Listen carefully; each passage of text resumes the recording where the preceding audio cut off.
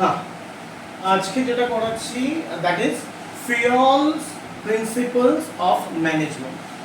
Fayol's have given 14 principles of management. 14টা principal আছে আমাদের।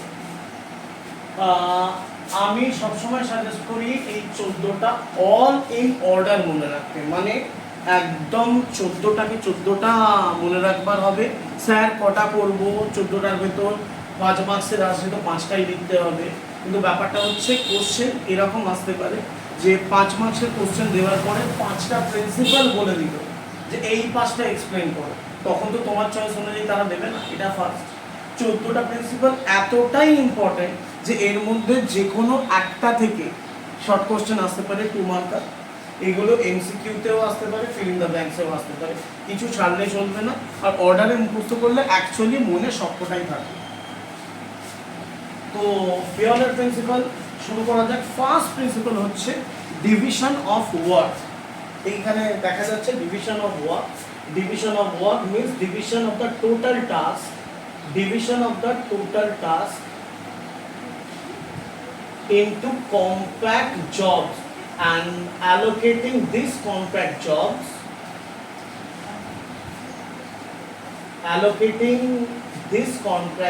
to different person that employee can concern only one type of work to avoid wastage. এখানে main ব্যাপারটা আমি এবার বলে দিই যে আমরা নর্মালি যখন রাস্তায় কিছু খেতে এক্সেট্রা করতে যাই, রাস্তার দোকান, বাড়িতে মা বা আমাদের কুকরা যখন রান্না করে, তখন একটা কমন প্রবলেম হয়, কোনোদিন নুন বেশি, কোনোদিন নুন কম। এটা একটা বড় প্রবলেম। এইটা যদি কোনো একটা রেস্টুরেন্টের ক্ষেত্রে হয়, কোনো বড় রেস্টুরেন্ট ফ্র্যাঞ্চাইজির ক্ষেত্রে হয়, তার কিন্তু গুডউইলের 12টা বেজে যাবে। আমি এখনো পর্যন্ত কখনো শুনিনি যে ম্যাকডোনাল্ডস বা এইরকম কোনো কোম্পানি বলেছে আজকে ম্যাকডোনাল্ডসের বার্গারের নুনটা বেশি ছিল, আজকে কম ছিল। এরকম কমপ্লেন আমি কোনোদিন শুনিনি। তো এইখানে ওরাও ডিভিশন অফ ওয়ার্ক করে। মেন ওয়ার্ক যেটা কুকিং ছিল, আমাদের বাড়িতে কুকিং মানে কি একজনকে ডেডিকেট করে দেওয়া হয়, সে পুরো রান্নাটা করে। কিন্তু এই ম্যাকডোনাল্ডস এটসেট্রা কি করেছে, পুরো জিনিসটাকে ছোট ছোট ডিভিশনে ভাগ করে দিয়েছে। ঠিক আছে? কিরকম না, একজন ওই বান আর প্যাটি গরম করে, একজন ওই সল্ট বা মশলা এটা দিতে থাকে, একজন বাকি প্যাটি চিন্তা করে।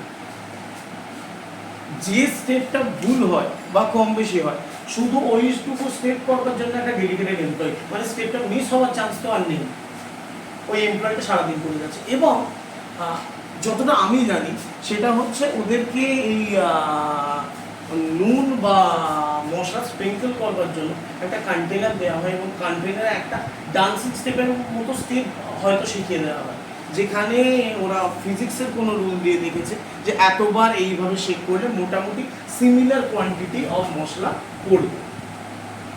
তো এইখানে ডিভিশন অফ ওয়ার্ক, তোরা যারা ডিসকভারি এটসেট্রা দেখিস, ওখানে দেখবি ওই ক্রিকেট বল বানানো হ্যান্ডানের ভিডিও আছে। যারা বহুদিন ধরে কাজ করছে তাদেরকেও দেখতে হয়, তার খুব ছোটো ছোটো ছোটো ছোটো পার্ট তারা করে এবং নিজের কাজটা মারাত্মক স্পিডে করে। একটা ছোটো কাজ বারবার করতে করতে আমাদের মাসেল মেমোরিতে ওটা স্টোর হয়ে যায়, আমরা তাড়াতাড়ি করি। এটা তোদের ক্ষেত্রে সব থেকে ভালো এক্সাম্পল হচ্ছে পড়াশোনা ঠিক করে তোরা করতে পারিস না, পাবজি খেলবার সময় সেই 6 ফিঙ্গার ক্ল না 5 ফিঙ্গার ক্ল কি বলে সেই সব করে খেলতিস, মানে একটা অদ্ভুতভাবে সেই মানে আঙুলে কোনো রোগ হয়েছে এইভাবে ফোনটা ধরে তোরা করতিস। চলে আসছি অথরিটি অ্যান্ড রেসপন্সিবিলিটি। এটা সব স্কুলে মনিটরদের এক্সাম্পল দিলে খুব ভালোভাবে বোঝানো যায়। একবার এখানটা হাইলাইট করে দিই আগে আমি।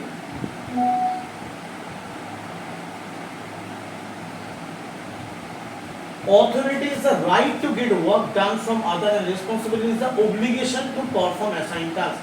Anyone who exercises authority must accept responsibility for his work. Similarly, one who is held responsible should give him necessary authority.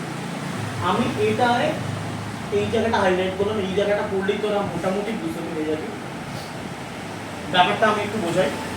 এটা কি, স্কুলে মনিটর, স্কুলে কেউ একজন মনিটর হলো, সেই মনিটরকে কি করা হলো, বলা হলো ক্লাসের ডিসিপ্লিন দেখতে। সে এবার বোর্ডে এক্স বদমাইশি করেছে, ওয়াই বদমাইশি করেছে, জেড বদমাইশি করেছে, এরকম করে নাম লিখতে পারে। ঠিক। এবার টিচার এলো, এসে রাস্তা দিয়ে গোটা যারা বদমাইশি করেছে কেউ কোনো রকম পানিশমেন্ট পেল না। এরপরে কেউ কি মনিটরের কথা শুনবে? তাকে বলতে থাকে যা যা যা করবে করে নি, টিচারকে বলতে যায়, জানে মনিটর বলে কেউ শুনবে। তো আমাদের ম্যানেজারেরও অনেক সময় আমরা এইরকম হালত করে দিই, দ্যাট ইজ কল ছোট জগন্নাথ। মানে জগন্নাথের আইডল যেটা হয় তার হাত নেই বলে আমাদের বাংলায় বলা হয় ছোট জগন্নাথ। মানে আমরা কি করেছি, তাকে রেসপন্সিবিলিটি মানে গুছিয়ে দিয়ে রেখেছি, কিন্তু তার অথরিটি বা পাওয়ার নেই। তো অথরিটি আর রেসপন্সিবিলিটি, যাকে অথরিটি দিয়েছো that person must be responsible, তাকে নিজের কাজটা করতে হবে। আর যাকে রেসপন্সিবিলিটি দিয়েছো তাকে ভাই সাথে পাওয়ার দিয়ে রাখো, যাতে সে তার কাজটা করিয়ে নিতে পারে। এই যে কথাটা আছে না,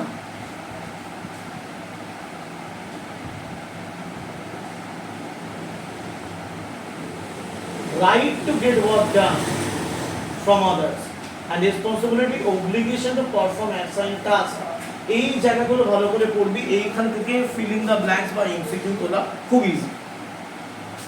চলো এগোই। এরপরে হচ্ছে discipline. Discipline implies obedience, respect the authority. Sir আগের পয়েন্টে মার্কিং টাইপে দেখাবে।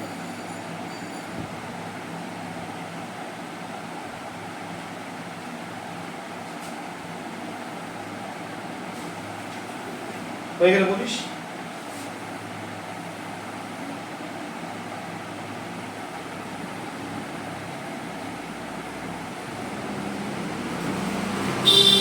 ঠিক আছে। হ্যাঁ sir. Discipline implies obedience, respect and authority, observance of the established rules and regulations. সোজা কথা, ডিসিপ্লিন মানে কি, তোমার সিনিয়ররা যে অর্ডারগুলো দেবে সেগুলো ফলো করা। ঠিক আছে।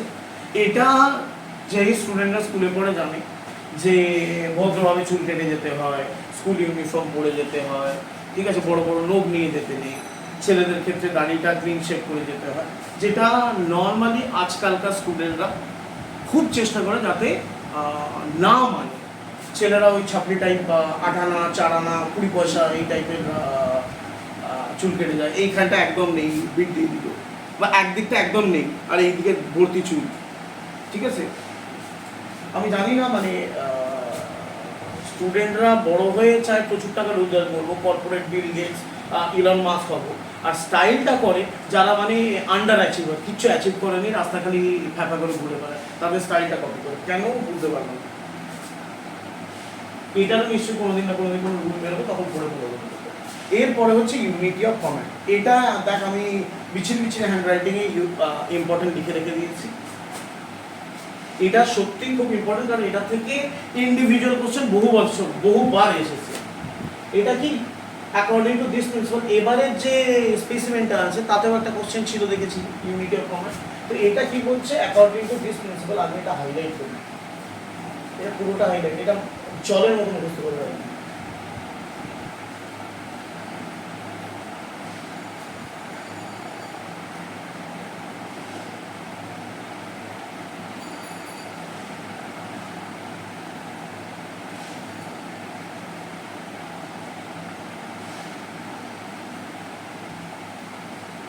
ছবিটা একটু টেরা দেখা এসছে, আমি আমার মতো করে চেষ্টা করছি পুরোটা হাইলাইট করতে, মোটামুটি হাইলাইটটা বোঝা যাচ্ছে।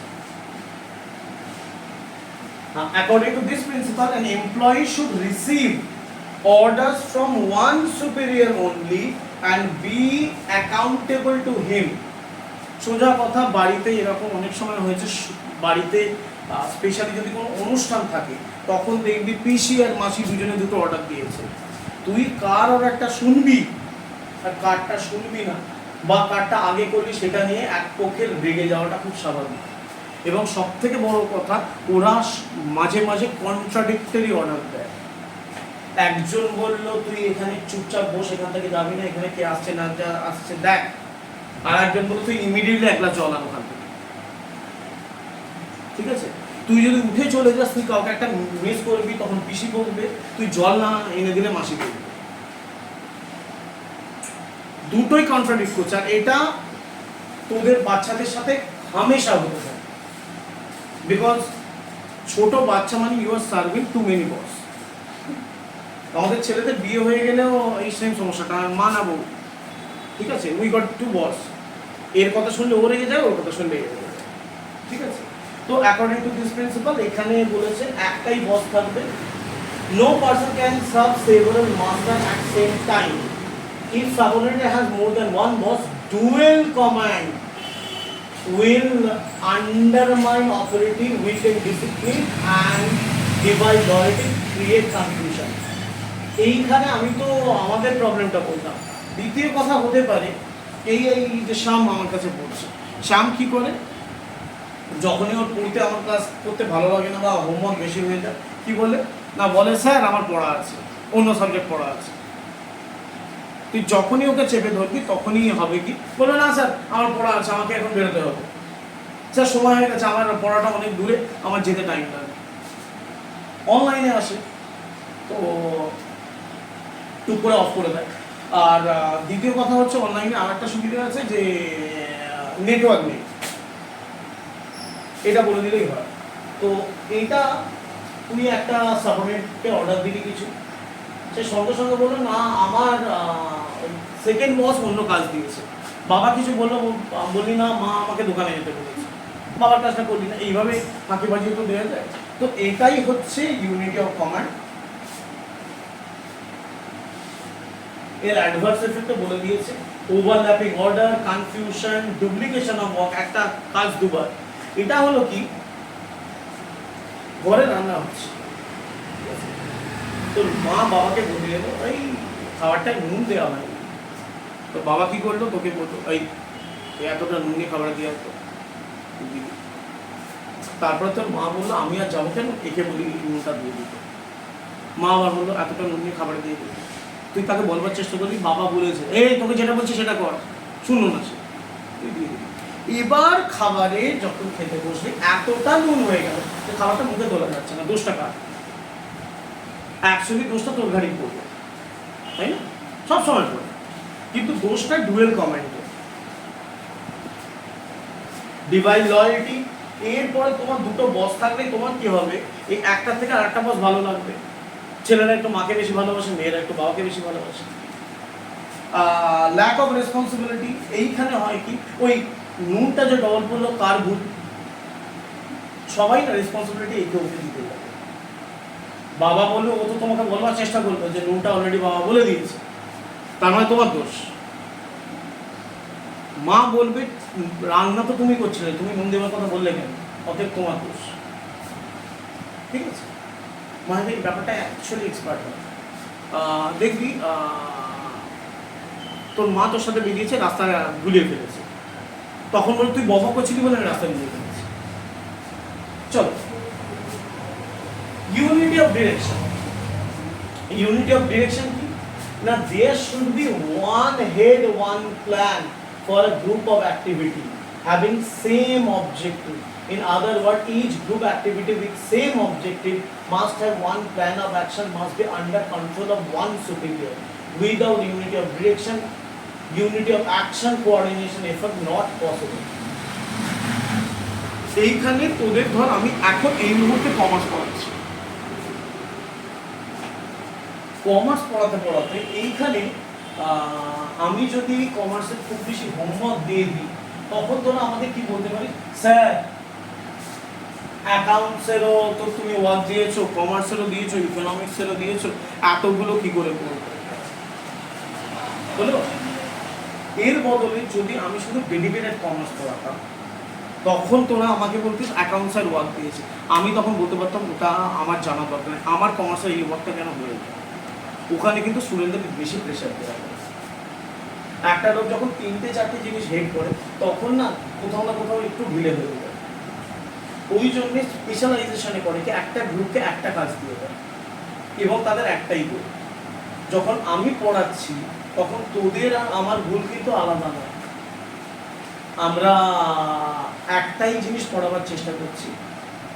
একটাই টার্গেট নিয়ে পড়াচ্ছি, তোরাও চাস ভালো রেজাল্ট, আমিও চাই তোদের ভালো রেজাল্ট, কিন্তু তার মধ্যে তোরা ফাঁকিবাজি যখন মানিস তখন আমাকে তেড়ে উঠতে হয়, গোলটা সেট করতে হয়, একজন হেড থাকার দরকার, আর সবার এমটা একদিকে থাকা দরকার। এটা ইউনিটি অফ ডিরেকশন।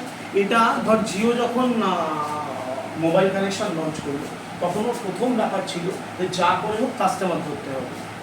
তো তখন ওর ব্যাপার এই ছিল না কোথা থেকে রোজগার করবো কি, তখন একটাই মেন লক্ষ্য একটাই রেখে দিয়েছে, আগে কাস্টমার ধরবো। 1 বছর বা 2 বছর টার্গেট নিয়েছিল, 2 বছর টার্গেট ছিল যে আমি 10 লাখ কাস্টমার ধরবো বা 1 কোটি কাস্টমার ধরবো। হলো, ওটা হয়ে যাওয়ার পরেতে সেকেন্ড লেয়ারেতে আবার নতুন একটা এম নিয়ে এলো যে এবার কাস্টমাররা যাতে ছেড়ে না যায়। থার্ড এম, মোটামুটি এখানে আমাদের কলকাতা হাওড়াতে বহু জায়গা আছে যেখানে আমরা দেখবো যে কিছু কিছু জায়গায় ভোডাফোনের টাওয়ার পাওয়া যায় না, জিও টাওয়ারটা বেটার পাওয়া যায়। ঠিক, তো জিও নিজের টাওয়ারটাকে ভালো করে রেখেছে যাতে ও মার্কেটটা ধরতে পারে। তো ইউনিটি অফ ডিরেকশন, একটা ডিরেকশন, একটা জিনিস মাথায় রেখেছে, সেইটা নিয়ে পরের পর স্টেপসগুলো এসে যাচ্ছে। Subordination of individual interest to general interest.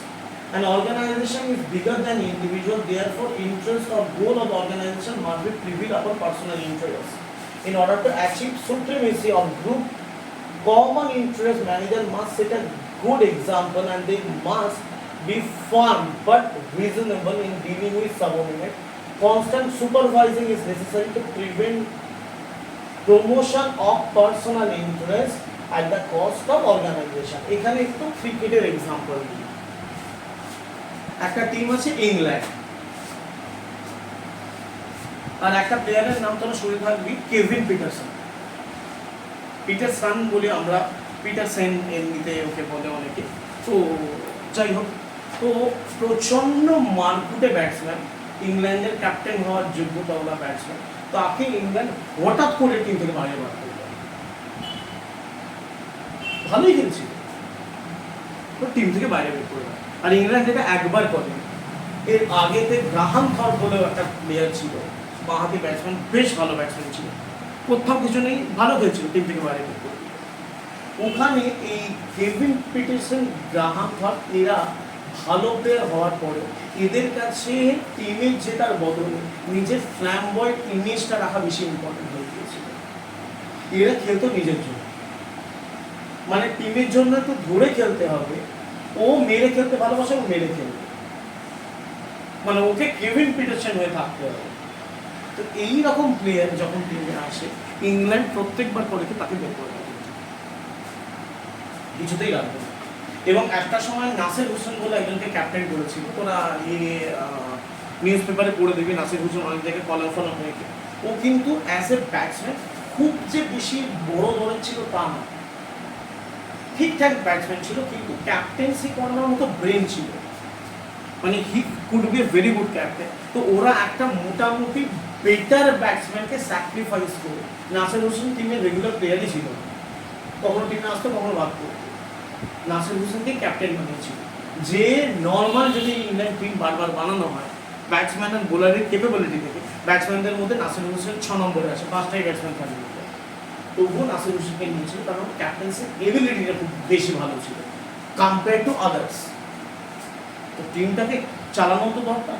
তো এইখানে একটা বেটার ব্যাটসম্যান নিলে সে অনেক বেশি বেটার রান করতে পারতো, কিন্তু ক্যাপ্টেন হিসাবে ওই অপোনেন্টের যখন ব্যাট করছে উইকেট নেওয়ার জন্য বোলিং চেঞ্জটা, ফিল্ডিং চেঞ্জটা, অপোনেন্টের শক দেওয়া, এই ক্যাপাবিলিটিটা বাকি 5টা ব্যাটসম্যানের ভিতরে ছিল না। তো তার মধ্যে যে সব থেকে উইক তাকে স্যাক্রিফাইস করে নাসির হোসেনকে রাখা হয়েছিল, কারণ ইংল্যান্ড টিম হিসেবে জিততে চায়। ঠিক আছে, এইখানে আমি একটা কথা বলি, আমার কাছে একজন আছে ইগোইস্ট, চাকরি করে, একজন আছে গ্রিডি, আর একজন আছে অনেস্ট।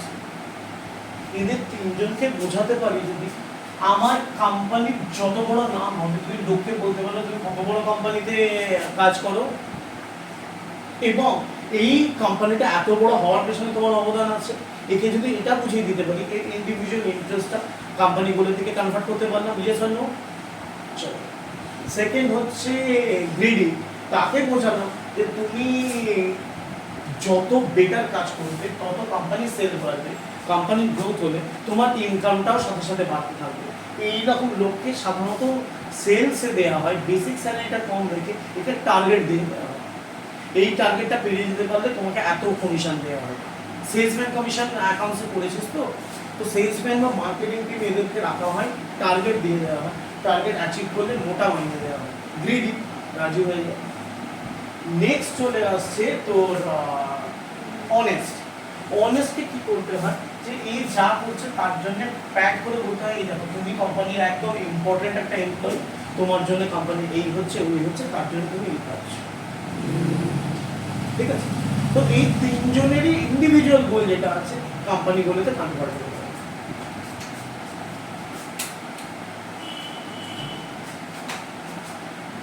নেক্সট রেমুনারেশন, এটা খুব important. Remuneration payable to worker must be fair, reasonable, and satisfactory both to the employees and employer. It must reward effort so as to motive higher productivity. The amount of remuneration and method of wages payment should both fair and reward. সোজা কথা, আমরা যে যাই কাজ করি ইনকামের জন্যই করে থাকি, তো তো আমরা যদি ঠিকঠাক মাইনে না পাই, এই দেখবি অনেকে চাকরি খালি চেঞ্জ করে এই কারণে, আমরা ছোট স্কুল থেকে বড় স্কুলে ট্রান্সফার হই একটাই কারণ, যে ছোট স্কুল থেকে বড় স্কুল পেমেন্টটা বেটার করে। ঠিক, যদি কেউ ফুটবল খেলে তারা ওই দেখবি বার্সেলোনা, রিয়াল মাদ্রিদ এইরকম টিমগুলোতে যাওয়ার চেষ্টা করে, কারণ এই টিমগুলো পে বেটার করে। তো তুমি যখনই ভালো রেমুনারেশন দেবে তখন লোকে ভালো করে কাজ করবার চেষ্টাটাও করবে। ঠিক, এইখানে নারায়ণ মূর্তি যখন বলেছিল যে ইন্ডিয়ান ইউথদের 70 ঘন্টা কাজ করা উচিত এখন সপ্তাহে, ঠিক আছে, যাতে দেশের উন্নতি হয়, তো তখন তাকে কেউ কমেন্টে বলেছিল যে তুমি একটা প্রাইভেট কোম্পানির ওনার, তোমার কাছে যে কাজ করছে সে প্রাইভেট কোম্পানিতে কাজ করছে, তুমি প্রাইভেটলি নিজের প্রফিট পাচ্ছ, হ্যাঁ দেশকে ট্যাক্স দিচ্ছ অবশ্যই, আর বলছো সে দেশের জন্য কাজ করছে, এই টুপি পয়সাটা কোনো দেশ খালি তোমার কোম্পানি ইনক্রিজ করলে দেশ ট্যাক্সটা একটু বেশি পাবে, দ্যাটস ইট। এটা দেশের উন্নতি, এটা তোমার উন্নতি। এইখানে কর্পোরেটে যখন কাজ করা হয়, কর্পোরেট চিরকাল আমাদের এইভাবেই বোকা বলা, যে কোনো কর্পোরেটে তোরা যখন যাবি তখন এইভাবে বলা হবে। এটা ওই বলে না, এইমাত্র বললো যে subordination of individual interest to general interest. এটা কি হলো যে ভাই উই আর আ ফ্যামিলি, যখনই তুমি যে কোনো কর্পোরেটে যাও তখনই বলে দেবে উই আর আ ফ্যামিলি, হয়তো মনে মনে তারপর বলে লালা থে আছে ফ্যামিলি। কারণ এই কিছুদিন আগে কি শুনলাম যে গুগল ওর গোটা পাইথন টিমকে স্যাক করে দিয়েছে। কোথাকার ফ্যামিলি ভাই? এরকম ফ্যামিলি হয় যে ফ্যামিলি মেম্বারকে যখনই মনে হলো দুম করে লাভমেন্ট বের করে দিল? হয় না। বাট কর্পোরেট কিন্তু এটা বলার জন্য বলে, একটা উই ফিলিং ক্রিয়েট করবার জন্য বলে, অ্যাকচুয়ালি ওদের মাথায় ওটা থাকে না। ইউর সার্ভেন্ট কর্পোরেটও জানে, তোমারও জেনে রাখা ভালো। আর দ্বিতীয় কথা হচ্ছে, যখন প্রথম জয়েন করবি ইন্টারভিউটার সময় বলবে we don't work on weekends. Biggest corporate lie বলে এটা। তোকে বলবার পর ম্যাক্সিমাম 3 সপ্তাহ যাবে, তারপরে কোনো না কোনো প্রজেক্টে তোকে ঢোকাবে যেখানে তোকে স্যাটারডে সানডে ক্লায়েন্টের সাথে ডাইরেক্ট ডিল করতে হবে। আগে centralization. According to Fair, everything that increases the importance of subordinated role is decentralization. Everything that reduces it is centralization. Centralization and decentralization matter of proportion, and right proportion between them should be decided keeping the view in circumstances of particular case. এইখানে যেটা বলেছে centralisation মানে হচ্ছে যে অফিসের যে বস থাকবে তাকে সব কিছু জানতে হবে। ডিসেন্ট্রালাইজেশন মানে হচ্ছে বসের ইম্পর্টেন্সটা আস্তে আস্তে একটু একটু করে কমতে হবে। ঠিক আছে, অ্যাকচুয়ালি আমাদের এটা ব্যালেন্স করা দরকার। একটা কথা আছে, the person who want to control everything end up controlling nothing. এটা বললে খুব খারাপ লাগে, কিন্তু বাবা, কাকা, মামা এই সবার দিকে বাড়িতে খেয়াল করে। দেখবি এদের মধ্যে যে বেশি সাকসেসফুল, যে বেশি ব্যস্ত, সেই ঘরের উপর নজর একটু কম দেয়। এদের মধ্যে যে কম্পারেটিভলি কম সাকসেসফুল, একটু কম ব্যস্ত, তার কিন্তু বাড়ির সব কিছুর উপর নজর আছে। বাড়িতে একটা জিনিস এদিক থেকে ওর দিক হলে সেই এসে ধরে নেয়, এই বলে আমার চোখে ফাঁকি দেওয়া যাবে। শুনতে খারাপ লাগলো, তার বেলা টাইম বেশি। ঠিক আছে, তো সেন্ট্রালাইজেশন তুমি তখন করো যখন তোমার বিজনেস ছোট, যখন তোমার বিজনেসটা বেড়ে যাবে। কিছু কিছু আনইম্পর্টেন্ট কাজ খালি তার রিপোর্টটা নিয়ে ছেড়ে দাও, তার একটা ব্যাক চেক মানে চেকিং সিস্টেম রেখে দাও, সাডেন গিয়ে চেক করো, সেরকম কোনো সিস্টেম তৈরি করে দাও। কিন্তু সেটা সব ছোট্ট ছোট্ট জিনিস নিজে ফিজিক্যালি গিয়ে চেক করতে যাবো, তাহলে বড় ডিসিশন নেওয়ার তুমি সময় পাবে। বুঝে গেল? চলো আগে। এইটা তো আমি বলবো একদম ভীষণ ইম্পর্টেন্ট বলে রেখে রাখ। এই যে এই ডায়াগ্রামটা, এটা দুটো জিনিস একসাথে হয়, একটা হচ্ছে স্কেলার চেন, একটা হচ্ছে গ্যাং প্ল্যান। এইখানে এ বি সি ডি করে এইচ অব্দি দেওয়া আছে, দেখ এ বি সি এইচ। তো এইচ ছাড়া অন্য কিছু অব্দি লিখতে পারিস, এইচই লিখতে হবে, তার কোনো মানে নেই। এদিকে আই জে থেকে দেওয়া আছে, আই জে থেকে একদম দেওয়া আছে ও। এইখানে দেখ একটা লাইন আছে এফ আর এম এর মধ্যে,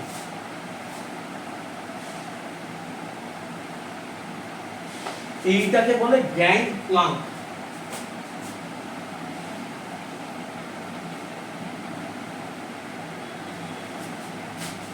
আমার আন্ডারলাইন করা আছে, আমি একটু হাইলাইট করে দিই।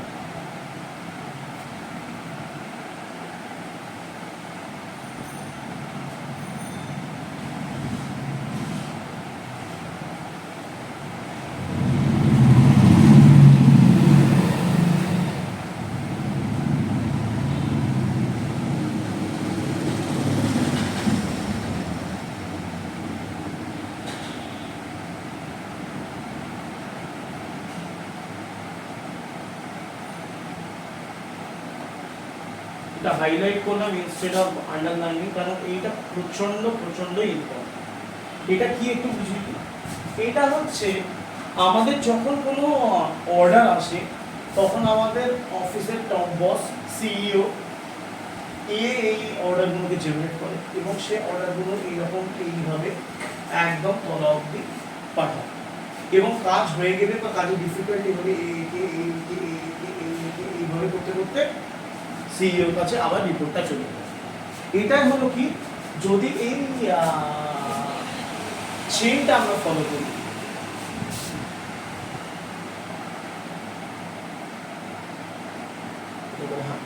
এই স্কেলার চেইনটা যদি আমরা ফলো করি, এইখানে everybody get inform what is happening. এইখানে মাঝে মাঝে হয় কি, তুই কোথাও একটা গেলি, সেখানে দুটো আলাদা অফিসার আলাদা আলাদা রুল করবে। গভর্নমেন্ট অফিসার খুব হয়, ঠিক আছে, তোকে ডেকেছে, দারোয়ানকে বললি আমাকে ডাকা হয়েছে এখানে, বললো না আপনার তো নাম নেই, আপনাকে পাঠাতে পারবো না। ঠিক আছে, এইখানেই সামনে সুইমিং ক্লাবটাতেই হয়েছে। সুইমিং ক্লাবটা একটা কোনো লোক ছিল, ওখানেরই একটা ছোটোখাটো কোনো এমপ্লয়ি বা হত্যাকর্তা, তাকে জিজ্ঞেস করা হলো সুইমিং, বলো হয় সব ফুল হয়ে গেছে, আর কোনো কেউ ভর্তি হবে। এবার ওখানে যে টপ বস, তাকে তখন জিজ্ঞেস করা হলো, হ্যাঁ হ্যাঁ এখন 8টা সিট আছে। মানে এই মাঝখানের লোকটা জানেই না, একজন যে ট্রেনার সে জানে, সে টপ বসকে বলেছে, মাঝখানে কেউ জানতে না। এখানে কিন্তু একটা মিসকমিউনিকেশন হয়ে যায়, ওই জন্য স্কেলার চেনটা ফলো করা দরকার। কিন্তু একটা এরকম সিচুয়েশন এসে গেল, তো প্রোডাকশন ডিপার্টমেন্ট হঠাৎ করে ওর মেশিনটা ব্রিজিং করা হয়েছে বা কিছু করা হয়েছে, মেশিনের আউটপুটটার স্পিডটা বেড়ে গেছে। তো সে হঠাৎ করে দেখছে যে আমার যা র মেটেরিয়াল পড়ে আছে তাতে আর 3 ঘন্টা মতো চলবে, তার থেকে বেশি আর চলবে না, এবং এখনো আমার 5 ঘন্টার কাজ বাকি, তার মধ্যে 2 ঘন্টা লেবারগুলো বসে থাকবে। সে তখন কি করতে পারে, এই যে পারচেজ ম্যানেজারকে সঙ্গে সঙ্গে বলবে যে আমার আর ঘন্টা 3 মতো র মেটেরিয়াল আছে, তুমি যা হোক করে 1.5 দিন 2 দিনের র মেটেরিয়াল এখন এনে দাও, তারপর ওপর থেকে বড় অর্ডার এনে দেবো। আমি এই বসকে ব্যাপারটা জানিয়ে দিচ্ছি পরে, কিন্তু এটা ইমিডিয়েট লাগবে। এও বসকে জানাবার বদলে আগে 2 দিনের অর্ডারটা সিকিউর করে দিল, তারপর দুজনে মিলে বসকে বললো যে এই ব্যাপার হয়েছে, হওয়ার পরে এই গোটা চেঞ্জ এনে গেল। কিন্তু তখন ইমিডিয়েট এফেক্ট, তখন বস কখন ফোন ধরবে, এই আমি একে বলবো এই করতে করতে তোমার 3 ঘন্টা বেরিয়ে যেতে পারে, বুঝা গেল? তো এইটা হলো তোর gang plan.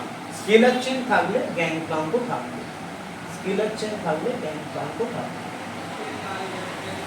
Gang plan should not be, however, be a normal practice because it undermines the established line of authority. Moreover, if an aim should inform their respective superior about the direct communication among them.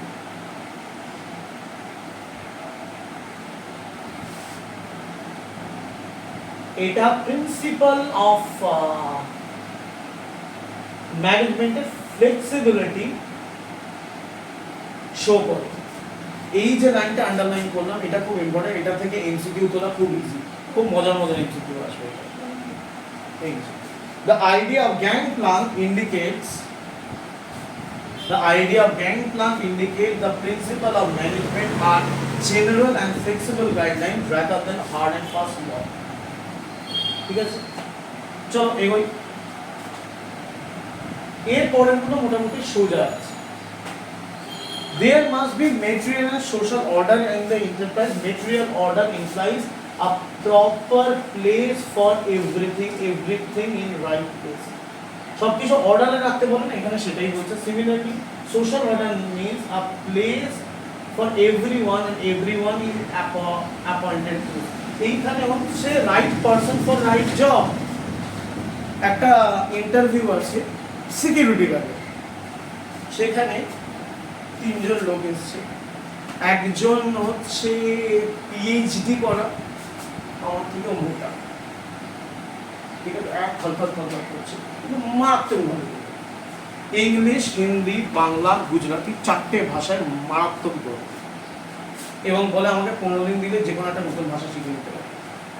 Say apply করেছে, আমি apply করেছি, আর আরেকটা ওই 10 pass young ছেলে apply করেছে, যার body একদম ফিটফাট।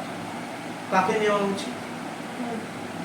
থার্ড, কোয়ালিফিকেশনে আমরা ওর থেকে অনেক বেশি, কিন্তু in security guard you need a fit person rather than a fat person, তাই না? তো এইটা হচ্ছে অর্ডার। আর আরেকটা ব্যাপার হচ্ছে বাড়িতে জিনিস গোছানো, এটা নিয়ে খুব সমস্যা হয়, আমার সাথে তো মারাত্মকভাবে হয়।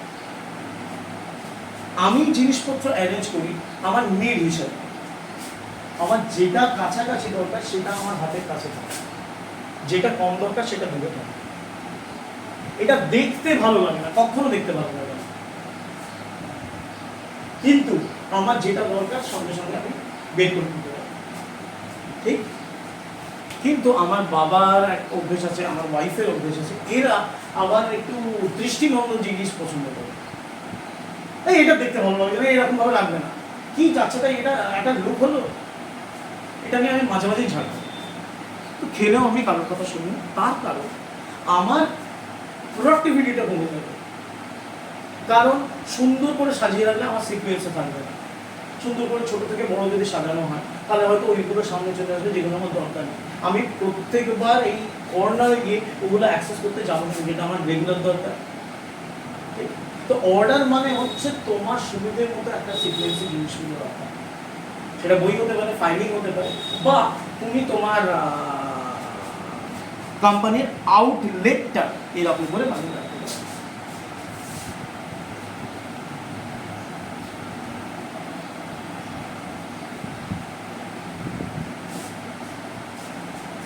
একটু বোঝানোর চেষ্টা করছি, যদি বোঝাতে পারি।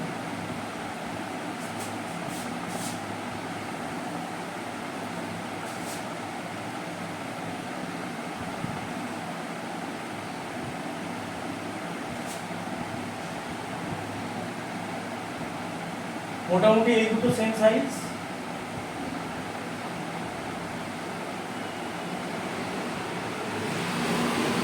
হলো দুটো ফ্যাক্টরি পেনের রিফিল তৈরি করে, ঠিক আছে? তো রিফিলের জন্য আমাদের কি কি লাগে একটু দেখি। ফার্স্টে আমাদের রিফিলের জন্য লাগে রিফিলের বডি, ঠিক? এরপরে লাগে ইঙ্ক, তারপরে লাগে টিপ। আর একটা জায়গায় এইখান থেকে বডিটা এলো, এখান থেকে ইঙ্কটা এলো, এখান থেকে টিপটা এলো, এইখানে ওই সবকটাকে অ্যাসেম্বল করা হবে। অ্যাসেম্বল করার পর বডিগুলো কোথায় রাখবে? এখান থেকে বের করবি, এখানে আর একটা জায়গা বাড়া দিবি, এখানে স্টোর করবে, ঠিক আছে? প্রবলেম আছে না? এইখানে কি করবো?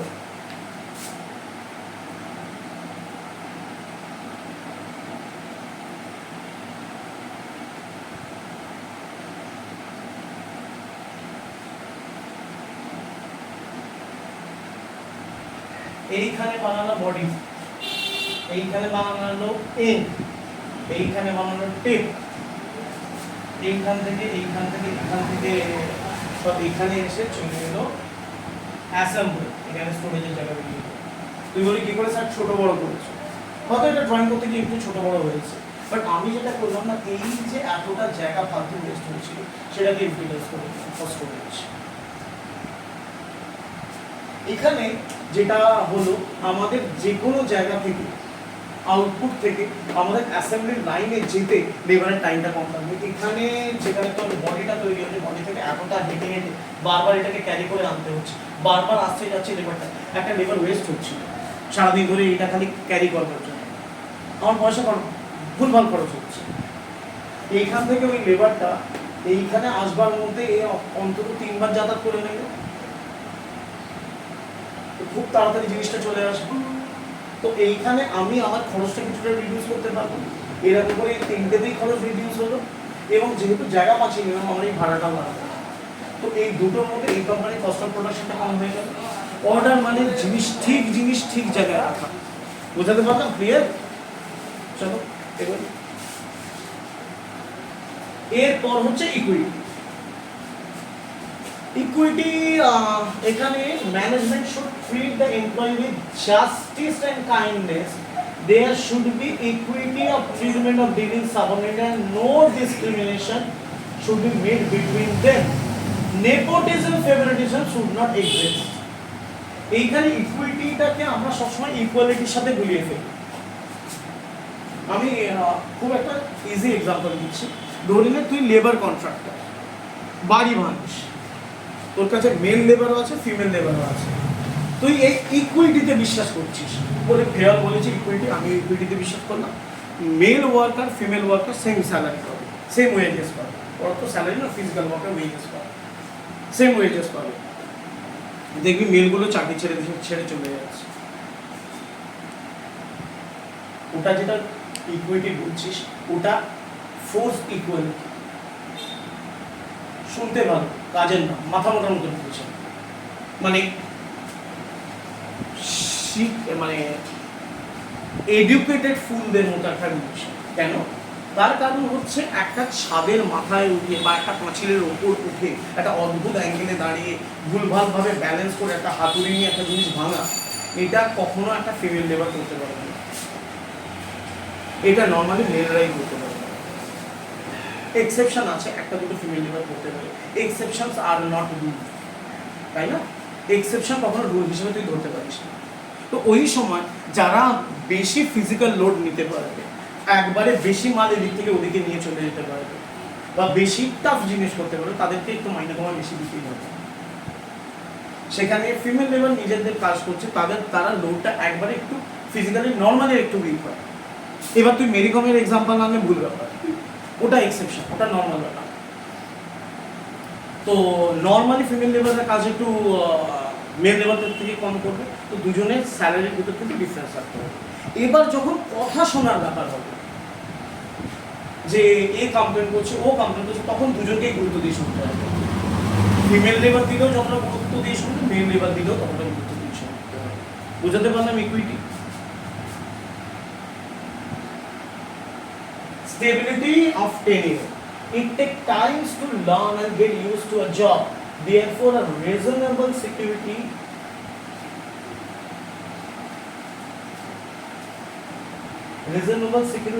of service should be provided to employee. Stability of tenure help develop loyalty, attachment of part of employee. Unless labor turnover or change, personal increase, selection and training. সোজা কথা, তোমার লেবার যত ছেড়ে যাবে, তোমার ওয়ার্কার যত ছেড়ে যাবে, তোমার কিন্তু এই খরচটা তত বেড়ে যাবে। তো স্টেবিলিটি এন্ড টেনিওরে আমি একটা গল্প বলি, ক্রিকেটের গল্প এটাও। এই গল্পটা হচ্ছে বীরেন্দ্র সেহবাগের নাম শুনেছিস তোরা? এখন কমেন্ট্রি করে, আগে খেলতো, দুমাদুম মারতো, খুব মারকুটে ব্যাটসম্যান ছিল। তো একটা সময় সচিনের টেনিসের বয় ঘুরতে ঘুরতে ও বেশ কিছুদিন ইন্ডিয়ান টিমের হয়ে খেলেনি। এবার তখন সৌরভ গাঙ্গুলি ক্যাপ্টেন, সৌরভ গাঙ্গুলি ওপেনারও বটে, ওর একটা ওপেনার সাথে চাই। তো নতুন ওপেনার ওকে দেওয়া হয়েছিল, কিন্তু সৌরভ কি করে, সেহবাগকে বলে তুই ওপেন কর। সেহবাগ বলে হ্যাঁ আমি ওপেন করি, তারপরে রান পাবো না, টিম থেকে বেরিয়ে যাবো। তখন সৌরভ সেহবাগকে বলে তোকে আমি 15টা ম্যাচ দিলাম, ওপেন করবি, রান করতে পারলে ভালো, যদি রান না করতে পারিস তোকে আবার আমি মিডল অর্ডারে খেলাবো, এবং তুই যদি মিডল অর্ডারের আরও 15টা ম্যাচ না পাস, আমি ক্যাপ্টেনশিপ থেকে রিজাইন করবো, এটা আমার প্রমিস, চাইলে আমার থেকে লিখে। তো তাকে একটা ম্যাচ ওপেন করতে বলা হয়, তাকে 15টা ম্যাচ দেওয়া ছিল, 15টা ম্যাচও লাগেনি। 4th বা 5th ম্যাচেতেও সেঞ্চুরি করে এগেন্স্ট নিউজিল্যান্ড, বেশ মেরে সেঞ্চুরি করে, এবং এত ভালো খেলতে আরম্ভ করে সৌরভ নিজেকে 3 নম্বরে নামিয়ে আনে, সচিন ও সেহবাগ ওপেন করতে পারত। তারপর সৌরভের ক্যারিয়ারটাই শেষ। সৌরভ মিডল অর্ডারে অত ভালো খেলতে পারেনি, আস্তে আস্তে রানও কম করতে আরম্ভ করে, সৌরভ চলে গিয়ে তারপরে গৌতম গম্ভীর সৌরভের জায়গাটা পেয়ে গেল। গৌতম গম্ভীর 3এও খেলতে পারে, ওপেনিংও করতে পারে। যাই হোক, সেটাই আসছে না, এই যে স্টেবিলিটি অন টেনিওর, এই জন্যে এখন তুমি যে কোনো জায়গায় যখন জব পাও, তোমাকে কন্ট্রাকচুয়াল বেসিস 3 মাস দেয়। 3 মাসের ভেতর তোমার জবটা জানো। এই 3 মাস হয়ে যাওয়ার পর মোটামুটি 1.5 থেকে 2 বছরের মধ্যে তোমাকে প্রবেশনাল পিরিয়ডে রাখে, তারপর তোমাকে ফাইনাল করে, এরপর তোমার চাকরি চলে যেতে পারে, কিন্তু এই টাইমটা তোমাকে দেওয়া হয় সেটেল করে যাওয়ার জন্য। এগোই।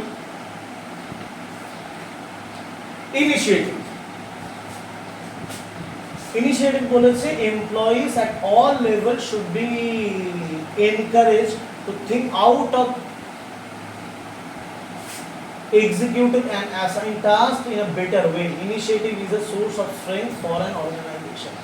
এখানে দুটো কথা বলবো, দুটোই বিদেশি কোম্পানি। একটা হচ্ছে বিল গেটস। বিল গেটস বলেছিল আমার কাছে যে কোনো শক্ত টাফ কাজ আমার সব থেকে লেজি এমপ্লয়িগুলোকে আমি দিয়ে থাকি, কারণ তারা ওই কাজটা করবার সব থেকে ইজি অ্যান্ড ফাস্টেস্ট ওয়েটা বের করে নেয়। এটা এক নম্বর। সেকেন্ড হচ্ছে ফেসবুক ইউজ করি সবাই, ফেসবুকে লাইক বাটন আছে, লাইক বাটনটা কিন্তু কোনো টপ গান বিগ গান বের করে দিয়েছে।